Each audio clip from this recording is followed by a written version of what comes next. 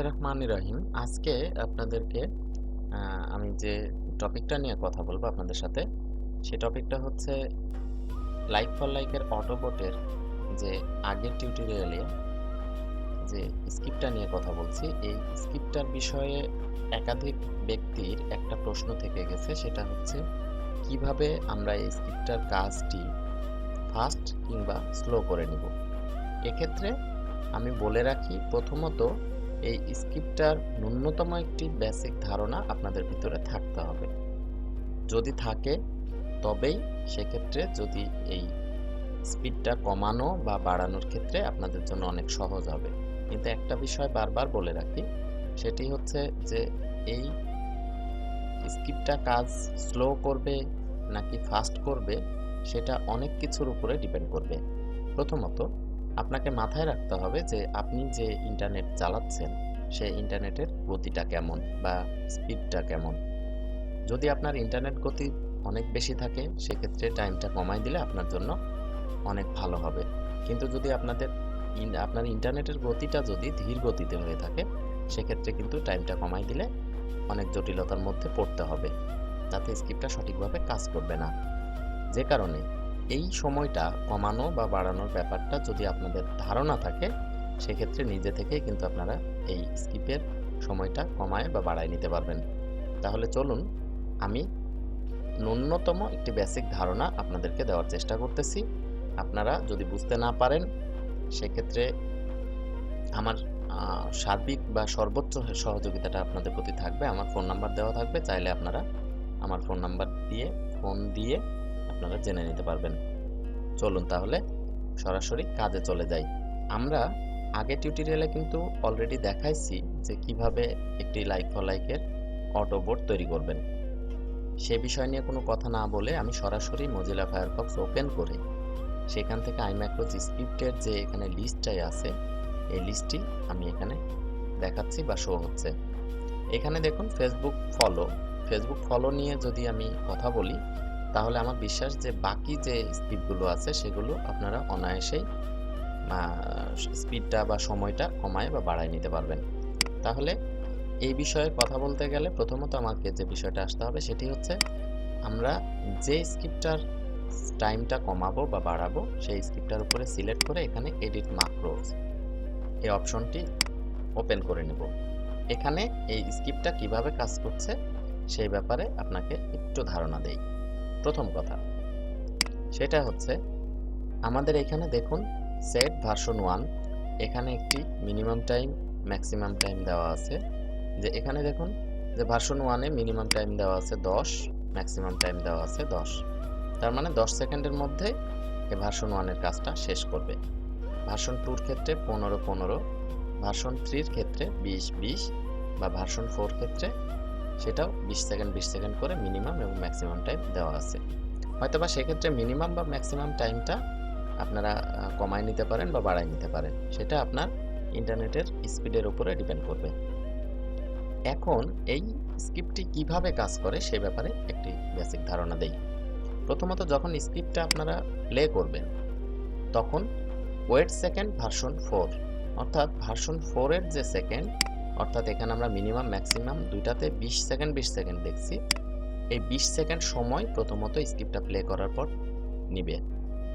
20 second সময় যখন অতিবাহিত হয়ে যাবে তখন ইউআরএল গো টু, অর্থাৎ এই ফেসবুক ফলোর যে ইউআরএল লাইক ফর লাইকের বা লিঙ্কটি আছে এই লিঙ্কটিতে অটোমেটিক প্রবেশ করবে। যখন এই লিঙ্কটি লোড হওয়া শেষ হয়ে যাবে তখন কিন্তু আবার ওয়েট সেকেন্ড ভার্সন 1, অর্থাৎ ভার্সন 1 এর যে সেকেন্ডটা 10 সেকেন্ড সময়, এই লিঙ্কটি লোড হওয়ার পরে আবার স্ক্রিপ্টটি 10 সেকেন্ড সময় নেবে। 10 সেকেন্ড সময় নেওয়া শেষ হয়ে গেলে এখানে দেখুন ট্যাব 1, অর্থাৎ আমরা 1 নম্বর ট্যাবেই থাকবো। এই 1 নম্বর ট্যাব থেকে ফলো বাটনে প্রেস করবে। এই যে কোডিংটা দেখছেন এই কোডিংটা হচ্ছে লাইক ফর লাইকের ফলো বাটনের কোডিং বা কোড।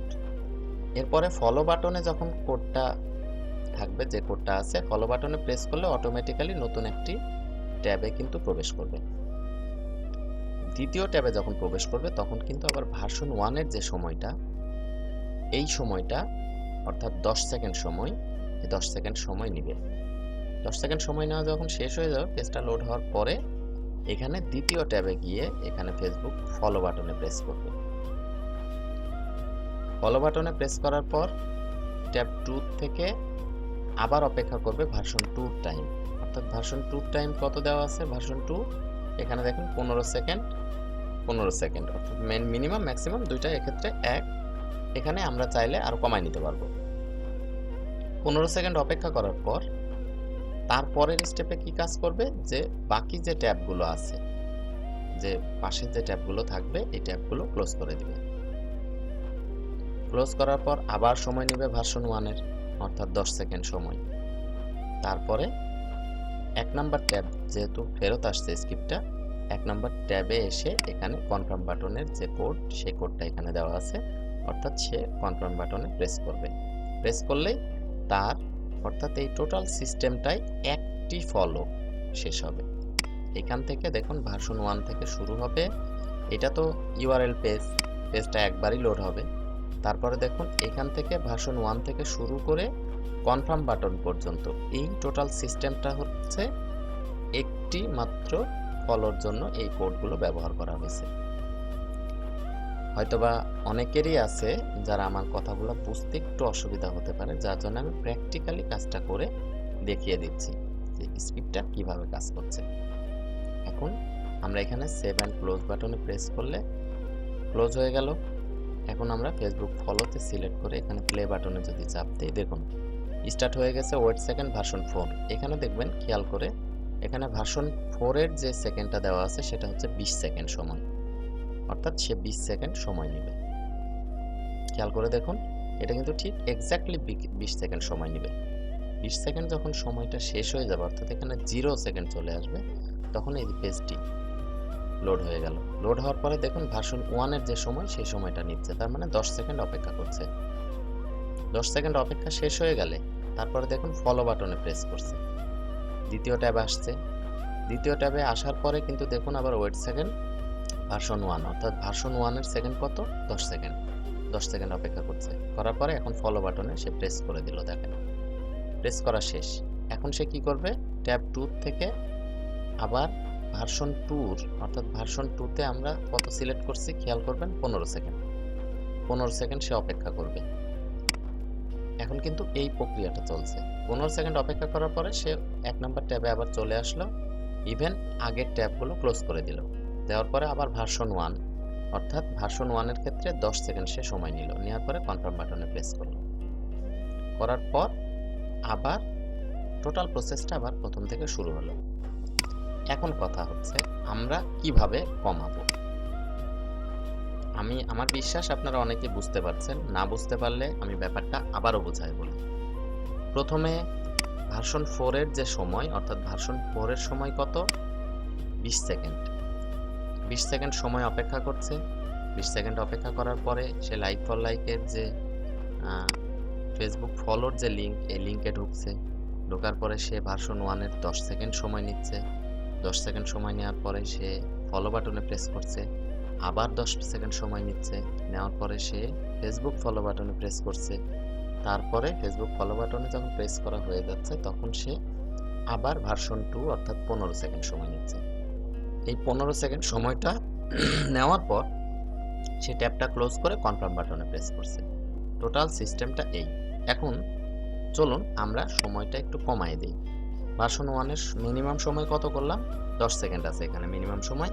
আমরা এখানে মিনিমাম সময় 2 সেকেন্ড করে দিই, ম্যাক্সিমাম সময় আমরা 2 সেকেন্ড করে দিই। এবার ভার্সন 2 এর ক্ষেত্রে আমরা একটু বেশি সময় নেই, যেহেতু ভার্সন 1টা কি করছে, ফলো বাটনে প্রেস করার পরে ভার্সন 1 সময় নিচ্ছে। তারপরে ভার্সন 2 কখন সময় নিচ্ছে, যখন ফেসবুক ফলোটা শেষ হয়ে যাইতেছে তখন সে আবার ভার্সন 2 সময় নিচ্ছে। তাহলে ফেসবুক ফলো শেষ হয়ে যাওয়ার পরে ভার্সন 2 সময়টা এর জন্য নিচ্ছে যাতে করে তার সমস্ত প্রসেসটা এই সময়ের মধ্যে শেষ হয়ে যায়। আমি একটু সময়টা বেশি নিলাম, ভার্সন 2 এর ক্ষেত্রে আমি 3 সেকেন্ড সময় দিলাম। এবার দেখুন অন্যান্য ট্যাবগুলো ক্লোজ করার পরে আবার সে সময় নিচ্ছে ভার্সন 1, তার মানে 2 সেকেন্ড সময় নিব। এখন দেখুন যে কনফার্ম বাটনে প্রেস করার পর সে আবার ভার্সন 3 সময় নিচ্ছে, তাহলে ভার্সন 3 সময় কত আসে? 20 সেকেন্ড। আমি এটাকে সর্বোচ্চ 3 সেকেন্ড বা 4 সেকেন্ড করে দিই। আচ্ছা, সে 4 সেকেন্ড করে দিলাম। আর ভার্সন 4 অর্থাৎ শুরুতেই যে সময়টা নিচ্ছে, এই সময়টা 20 সেকেন্ডের জায়গায় গিয়ে আমি এখানে কি করলাম? 10 সেকেন্ড সময়টা দিয়ে দিলাম। ব্যাস, জাস্ট এইখানে এই কোডিং এর ভিতরে আপনার সময়টা কমানো বা বাড়ানোর জন্য এই কোডিংটাই শুধুমাত্র আপনাকে ব্যবহার করতে হবে। আমি নিশ্চয়ই বোঝাতে পারছি। যদি কোনো রকম বুঝতে অসুবিধা হয় সেক্ষেত্রে আমার সহযোগিতা নেবেন। আমার সমস্ত কন্টাক্ট ইনফরমেশন ডিসক্রিপশন বক্সে দেওয়া থাকবে। আচ্ছা, আমরা যেহেতু সময়টা কমায় নিছি, এখন সেভ অ্যান্ড ক্লোজ দিব। শেষ। এই স্ক্রিপ্টটার সময়টা কিন্তু চেঞ্জ হয়ে গেছে। কিন্তু দেখুন, ফেসবুক লাইক এটা কিন্তু আলাদা স্ক্রিপ্ট। এটার সময়টা চেঞ্জ যদি করতে যাই, দেখুন আমরা আগের বারে কি করছি, ওইটা মিনিমাম টাইম ম্যাক্সিমাম টাইম যেভাবে করে দিছি, এইটার ক্ষেত্রে কিন্তু সেইভাবে নাই। অর্থাৎ প্রতিটা স্ক্রিপ্টে আমরা এইখান থেকে দেখে নিব। প্রতিটা স্ক্রিপ্টের ক্ষেত্রে আমরা আলাদা আলাদাভাবে এই ভার্সন 1, 2, 3, 4 এই 4টা ভার্সনের যে সেকেন্ড টাইম, সেই সেকেন্ড টাইমটা আমরা চেঞ্জ করে নেব। ব্যাস, কাজ এতটুকুই। এখন আমরা 7 প্লে যদি দেই, দেখুন আগের বার কিন্তু অনেক সময় নিছে। এখন আমি যদি প্লে বাটনে প্রেস করি, এক্ষেত্রে অনেক সময় কম নিবে। দেখুন, প্র্যাকটিক্যালি দেখে নিন। দেখুন, প্রথমে ভার্সন 4, সেখানে সে সময় নিচ্ছে 10 সেকেন্ড।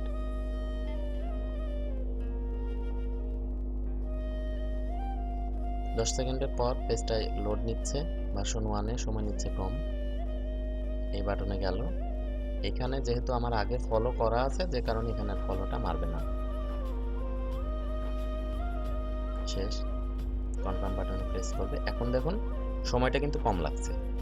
কিন্তু এই ব্যাপারে বলে রাখি, যদি আপনাদের ইন্টারনেট গতিটা ধীর গতি হয় বা স্লো হয়, সেক্ষেত্রে আপনি সময় যদি কমায় নিয়ে আসেন, সেকেন্ড টাইমটা কম দেন, সেক্ষেত্রে আপনার পেজই যদি লোড না হয়, পেজ লোড হতেই যদি অনেক সময় লেগে যায়, তাহলে তো আপনার এই স্ক্রিপ্টের সময়টা কমায় দিয়ে লাভ হবে না।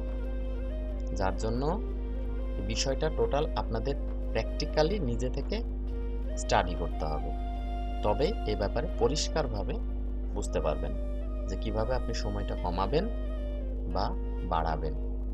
তবে যারা এই ভিডিওটা দেখার পরেও বুঝতে সক্ষম হননি যে টোটাল সিস্টেমটা কি, তাদের ব্যাপারে বলে রাখি, একটু সময় যদি বেশিও লাগে, লাগুক না। শুধু নিজে থেকে চেষ্টা করে, ফল খারাপ হতে পারে। কি ধরনের খারাপ হতে পারে আমি বলি। আগের থেকে কিন্তু বর্তমানে LIke4Like-এর টোটাল সিস্টেম অনেক স্ট্রং করছে সিকিউরিটি সিস্টেম। যদি একটু 19-20 হয়ে যায়, সেক্ষেত্রে কিন্তু 19-20 হয়ে গেলে কিন্তু অ্যাকাউন্টটা ব্যান্ড হয়ে যেতে পারে। এখন দেখা যাচ্ছে আপনি একটা অ্যাকাউন্টে খুব কষ্ট করে 4000 পয়েন্ট করছেন। এখন যদি একটা বোট আপনার উপকার করতে গিয়ে যদি কোনো ক্ষতি করে ফেলে, অ্যাকাউন্টটাই যদি ব্যান্ড করে দেয়, তাহলে ক্ষতিটা তো আপনার। যে কারণে শুধুমাত্র যারা এই ব্যাপারে কিছুটা জ্ঞান রাখেন বা বুঝতে সক্ষম হয়েছেন বা নিজে থেকে করতে পারবেন, শুধুমাত্র তারাই এই চেষ্টাটা করবেন। যারা কম বুঝবেন বা বুঝতে অসুবিধা হচ্ছে, আমি তাদের ব্যাপারে বলবো আপনাদের শুধু চেষ্টা করার দরকার নাই। আমি সবার দিকগুলো বিবেচনা রেখে যেটুকু সময় না নিলেই নয়, ঠিক ততটুকু সময়ের মধ্যে আমি স্ক্রিপ্টটা করার চেষ্টা করছি, যাতে করে সকল ইন্টারনেট ব্যবহারকারীরাই সহজেই বোটটা ব্যবহার করতে পারে, তাতে কারোর কোনো ক্ষতি না হয়ে থাকে। এই কারণে সময়টা আমি একটু বেশি রাখছি। এখন কি কারো যদি মনে হয় যে না, আপনার ইন্টারনেট স্পিড অনেক ফাস্ট, কমানো দরকার, কমাই নেন, প্রবলেম নাই। কিন্তু খুব ভেবেচিন্তে টোটাল সিস্টেমটা বোঝার পর তারপরে সিদ্ধান্ত নেবেন। তো ঠিক আছে, অনেক ধন্যবাদ আপনাদের। অনেক সময় ব্যয় করলাম, যদিও ভিডিওটা অনেক বড় হয়ে গেল। তারপরে শুরু থেকে শেষ পর্যন্ত দেখার জন্য অসংখ্য ধন্যবাদ। সেই সাথে কমেন্ট বক্সে জানাবেন যে আপনাদের নতুন করে আরও কোনো অসুবিধা হচ্ছে কিনা বা আরও কোনো ব্যাপারে কোনো সহযোগিতা লাগবে কিনা। আপনাদেরকে অসংখ্য ধন্যবাদ পুরো ভিডিওটা দেখার জন্য। আল্লাহ হাফেজ।